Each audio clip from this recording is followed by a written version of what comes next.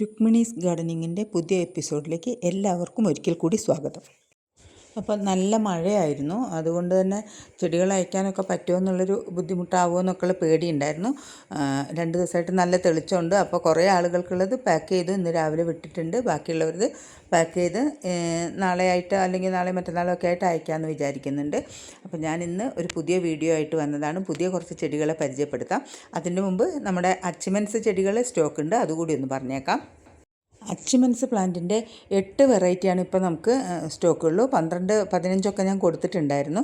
അപ്പോൾ 8 വ്യത്യസ്തമായ കളറിൽ ഡബിൾ പെറ്റലും മൾട്ടി പെറ്റലും അതുപോലെ കളറിലും ഒക്കെ ഡിഫറൻസുള്ള നാടനും ഹൈബ്രിഡും ആയിട്ടുള്ള ഒരു 8 വെറൈറ്റിയാണ് എൻ്റെ കയ്യിലിപ്പോൾ അവൈലബിൾ ആയിട്ടുള്ളത്. അതിൻ്റെ സെയിൽ നടന്നുകൊണ്ടിരിക്കുകയാണ്. അപ്പോൾ ആവശ്യമുള്ളവർ കോൺടാക്റ്റ് ചെയ്തോളൂ.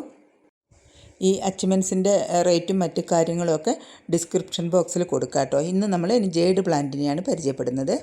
ഈ ജെയ്ഡ് പ്ലാന്റ് എന്ന് പറയുന്നത് പല വലുപ്പത്തിലും പല ആകൃതിയിലും നമുക്ക് ഇഷ്ടമുള്ള രീതിക്ക് വെട്ടി നിർത്തി വളർത്താൻ പറ്റുന്ന നല്ല മനോഹരമായിട്ടുള്ള ചെടിയാണ്. അതിൻ്റെ കമ്പുകളൊക്കെ നമുക്ക് വി ഷേപ്പിലാണ് ഒരേപോലെ വരുന്നത്. ഇത് കണ്ടില്ലേ, വി ഷേപ്പിലാണ് വരിക. ഒരേ ക്രമത്തിൽ വരുന്ന തണ്ടുകളാണ് ഈ ചെടിയുടെ പ്രത്യേകത. ഈ ജെയ്ഡ് പ്ലാന്റിൻ്റെ ഒരു 3-4 വെറൈറ്റി ഇപ്പോൾ നമുക്ക് അവൈലബിളാണ്. അത് ഏതൊക്കെയാണെന്ന് കാണിച്ചു തരാം. അതിനു മുമ്പ് നമുക്ക് ജെയ്ഡ് പ്ലാന്റിനെ പറ്റി അടിസ്ഥാനപരമായിട്ട് കുറച്ച് കാര്യങ്ങൾ മനസ്സിലാക്കാം. ഒരുപാട് പറഞ്ഞു തരാനുള്ള അറിവും ഞാനൊന്നും എനിക്കില്ല, പക്ഷേ എനിക്ക് മനസ്സിലായിട്ടുള്ള കാര്യങ്ങൾ ഞാൻ നിങ്ങളുമായിട്ട് പങ്കുവയ്ക്കാം. ക്രാസുലേസി കുടുംബത്തിൽപ്പെട്ട ജെയ്ഡ് പ്ലാന്റ് ഇൻഡോറായി വളർത്താവുന്ന ഒരു ബോൺസായി ചെടി പോലെ കുള്ളനായി വളർത്താവുന്ന ഒരു മനോഹരമായ ചെടിയാട്ടോ. അതിന് ലക്കി പ്ലാന്റ്, മണി പ്ലാന്റ് അല്ലെങ്കിൽ മണി ട്രീ, നമ്മൾ മണി പ്ലാന്റ് എന്ന് പറയുന്നതൊക്കെ വള്ളികളല്ലേ, ഇത് ബുഷിയായിട്ടൊരു ബോൺസായി ആയിട്ട് നിൽക്കുന്ന പോലത്തെ ചെടിയാണ്. ഇതിന് മണി ട്രീ എന്ന് പറയാറുണ്ട്. പിന്നെ നമ്മുടെ പാച്ചിറ ചെടീനെ അതേപോലെ തന്നെ പറയാറുണ്ട് കേട്ടോ, മണി ട്രീ എന്ന് പറയാറുണ്ട്. ഈ ചെടികളെ സാധാരണ അധികം എല്ലാവരും സിറ്റ് ഔട്ടിലാണ് വെക്കാറുള്ളത്. കാരണം നമ്മൾ വീട്ടിൽ നിന്ന് ഇറങ്ങിപ്പോകുമ്പോൾ ഈ ചെടിയെ കണി കണ്ടുപോയാൽ നല്ലതാണെന്നൊക്കെ പറയാറുണ്ട്. അതിനെപ്പറ്റി എനിക്ക് അങ്ങനെ കാര്യമായിട്ടൊന്നും അറിയില്ല കേട്ടോ. ഇതിൻ്റെ ശാസ്ത്രീയ നാമം ക്രാസുല ഒവാറ്റ എന്നാണ്. ചെറിയ വെള്ള പൂക്കളുള്ളതും പിങ്ക് പൂക്കളും അങ്ങനെ 2 കളർ പൂക്കളുണ്ടാവും. ഈ ചെടീൻ്റെ ഷേപ്പ് നമുക്ക് നമ്മുടെ ഇഷ്ടത്തിന് വെട്ടി നിർത്താൻ പറ്റും. ഇതിൻ്റെ ഇലകളിലും അതുപോലെ തന്നെ തണ്ടുകളിലും വെള്ളം സംഭരിച്ച് വെക്കാനുള്ള കഴിവുണ്ടെന്നാണ് പറയുന്നത്. അതുപോലെ പച്ച ലീഫുള്ളത് ഇപ്പോൾ ഈ ചിത്രത്തിൽ കാണുന്നുണ്ടല്ലോ, ഇതുപോലെ പച്ച ലീഫുള്ളതും അതേപോലെ തന്നെ മൾട്ടി കളർ പിങ്ക്, വെള്ള അങ്ങനെ പല കളറും ഒരു ചെടിയിൽ വരുന്ന വെരിഗേറ്റഡ് ആയിട്ടുള്ള പല കളർ ഇലകളും പൂക്കളും ഏതാണെന്ന് മനസ്സിലാവാത്ത വിധം അത്രയും മനോഹരമായ ഇതുപോലുള്ള ചെടികളും ഉണ്ട്. അതിന് വളരെ കുറഞ്ഞ പരിചരണം മാത്രമേ ആവശ്യമുള്ളൂ. അതുപോലെ തന്നെ വളരെ കുറച്ച് വെള്ളമാണ് വേണ്ടുള്ളൂ.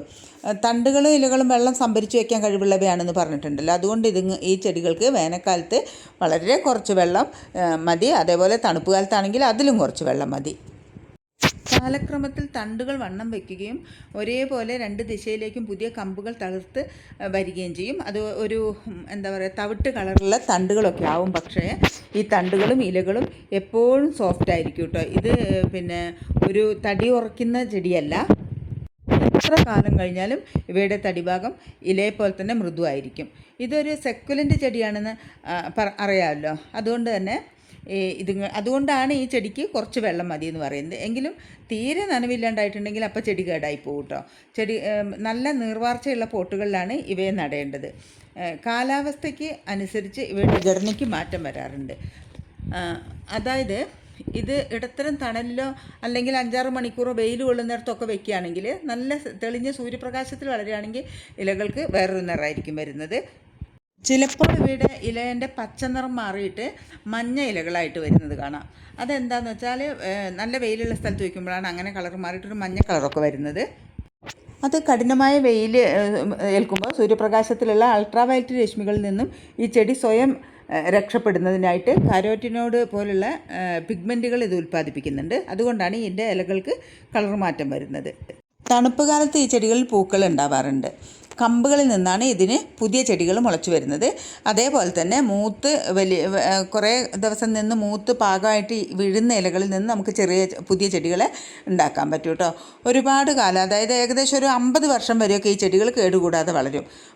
അതേപോലെ തന്നെ മെല്ലെയാണ്, ഇതിന് വളരെ കുറഞ്ഞ ഗ്രോത്താണ്. അതുകൊണ്ടാണ് ഇതിന് നമുക്കിങ്ങനെ വട്ടത്തിലും നമുക്കിഷ്ടമുള്ള ആകൃതിയിൽ വളർത്താൻ പറ്റുന്നത്. അധികം പെട്ടെന്ന് ഇല കൊഴിയുക അങ്ങനെയൊന്നും ഇല്ല കേട്ടോ. നല്ല ചെടികളാണ്.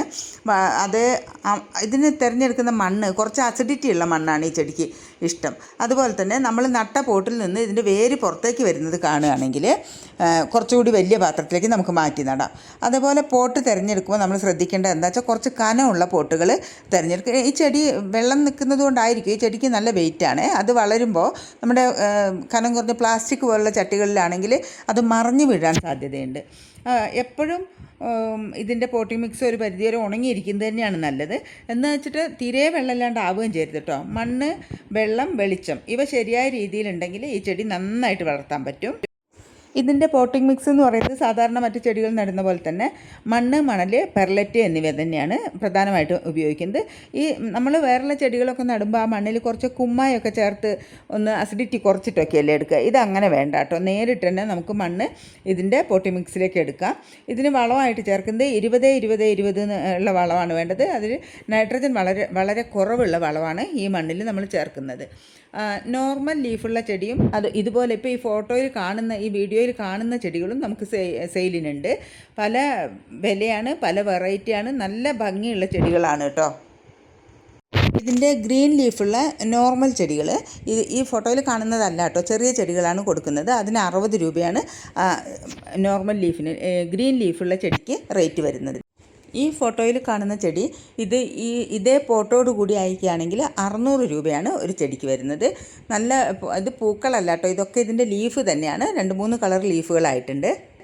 അടുത്തത് ഈ ചട്ടിയിൽ കാണുന്ന ഈ പോട്ടോട് കൂടിയാണ് അയക്കുക. നല്ല മനോഹരമായ ചെടിയാണ്. ആദ്യം കാണിച്ച ആ വെറൈറ്റി അല്ല, ഇത് വ്യത്യസ്തമാണ്. ഇത് അതിനേക്കാളും കുറച്ച് ചെറിയ ചെടിയാണ്. ഇതിന് 350 രൂപയാണ് റേറ്റ് വരുന്നത്. ഇനി വേറൊരു ചെടിയുണ്ട്, അതാണ് ഇതിൽ സ്റ്റാർ എന്ന് പറയുന്നത്. പക്ഷേ അത് നല്ല റേറ്റ് ആട്ടോ, കുറച്ച് ഭയങ്കര റിച്ച് ആയിട്ടുള്ളൊരു ചെടിയാണ്. ഇതിൻ്റെ തന്നെ വെറൈറ്റി കുറച്ചുകൂടി വലുതാണ്, ഞാൻ കാണിച്ചു തരാവേ. ഇത് കണ്ടില്ലേ, ഇതിൻ്റെ സിംഗിൾ ഫോട്ടോ എൻ്റെ കയ്യിലില്ല, ഇത് വീഡിയോയിൽ തന്നെ കാണാം. ഈ കാണുന്ന ഇതേപോലെ തന്നെ ഈ ഫോട്ടോയോട് കൂടി ആ ഒരു കമ്പൊക്കെ വെച്ചിട്ടാണ് നിർത്തിയിട്ടുള്ളത് നമ്മൾ. അത് അതേപോലെ തന്നെ ഞാൻ അയച്ചു തരും. അപ്പോൾ അതിന് വില വരുന്നത് 2200 രൂപയാട്ടോ. അപ്പോൾ ഇതിലത്തെ ഏത് ചെടികൾ ആവശ്യമുണ്ടെങ്കിലും കോൺടാക്ട് ചെയ്തോളൂ. മഴക്കാലം തുടങ്ങുകയാണ്. ഒരുപാട് ചെടികൾ നമുക്ക് സ്റ്റോക്ക് ഉണ്ട്. പിന്നെ ജേഡ് പ്ലാന്റ് മാത്രമല്ല, പിന്നെ ക്രീപ്പർ പ്ലാന്റ്സ് ഉണ്ട്. മെയിനായിട്ട് അച്ചിമൻസ് പ്ലാന്റുകൾ ഒരുപാട് ചെടികളുണ്ട് കേട്ടോ കൊടുക്കാൻ.